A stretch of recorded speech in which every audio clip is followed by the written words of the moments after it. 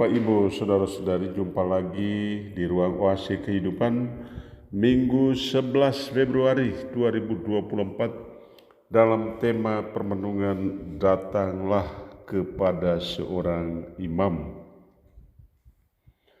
Saudara, penyakit kusta memang sangat menakutkan.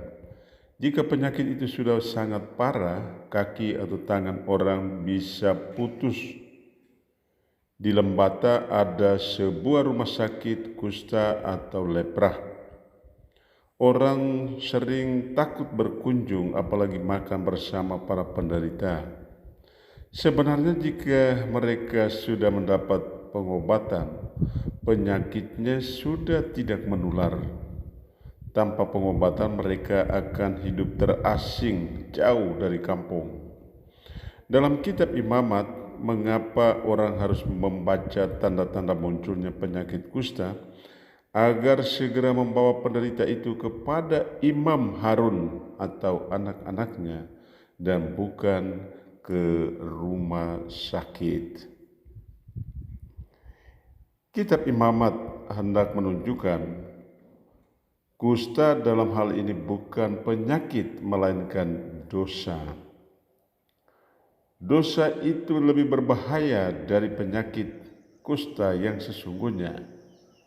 Dosa mencemarkan atau merusak kehidupan manusia, bukan hanya secara fisik, melainkan juga pakaian,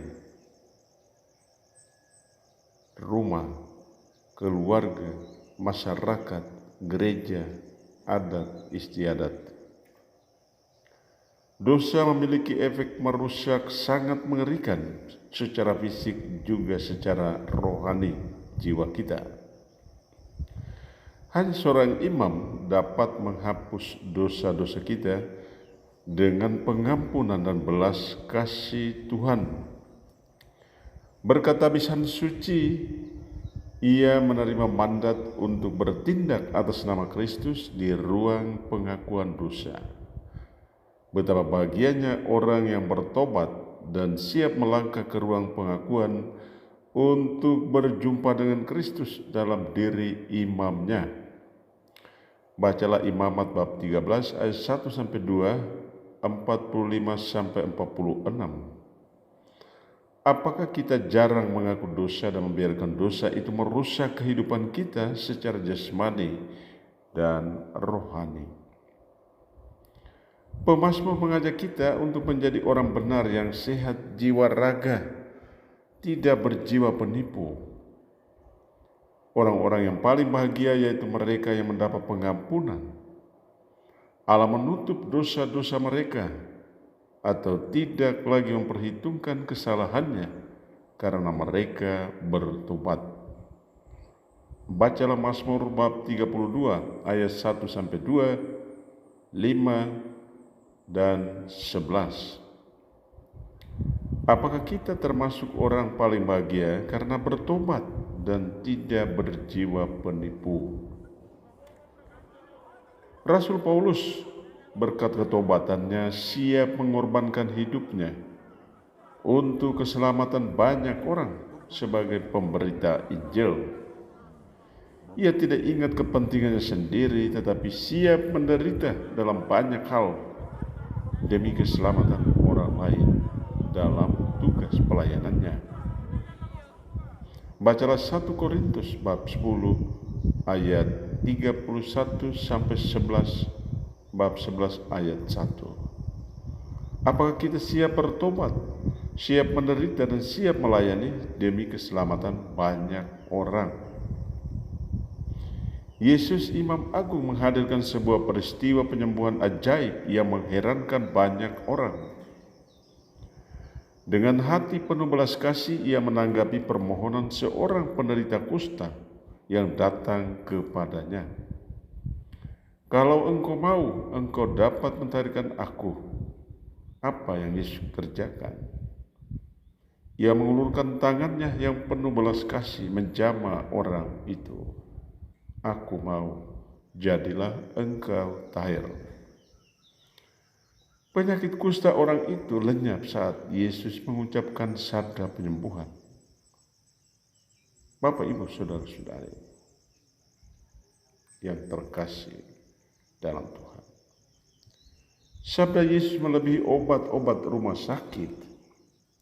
Apa yang sangat menarik setelah proses penyembuhan si kusta berkat sabda Yesus, Yesus memberi peringatan keras, ingatlah, janganlah engkau memberitahukan apa-apa tentang hal ini.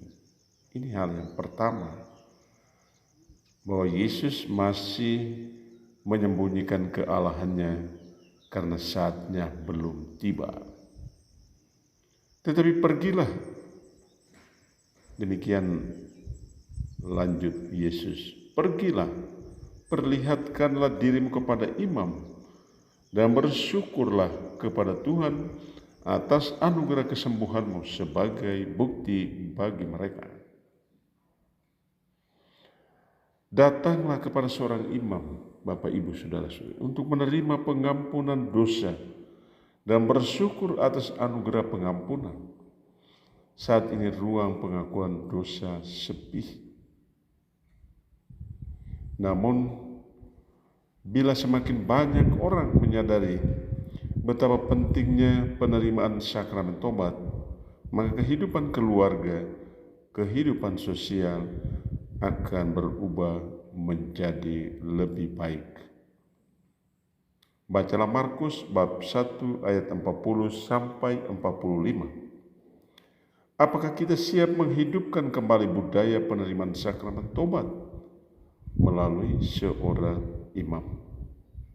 Sejauh mana kita menyiapkan waktu kita untuk datang kepada seorang imam yang menunggu kita di ruang pengakuan dosa?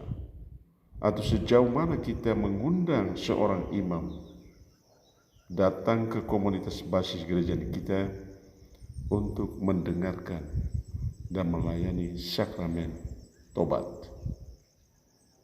Selamat pagi Bapak, Ibu, saudara-saudari. Semoga saya menjumpai Anda kalian dalam keadaan sehat. Yang sakit semoga Allah menjamah dan menyembuhkan, dan yang sedang dalam perjalanan semoga Allah menuntun Anda kalian sampai di tempat tujuan dengan selamat. Tuhan memberkati.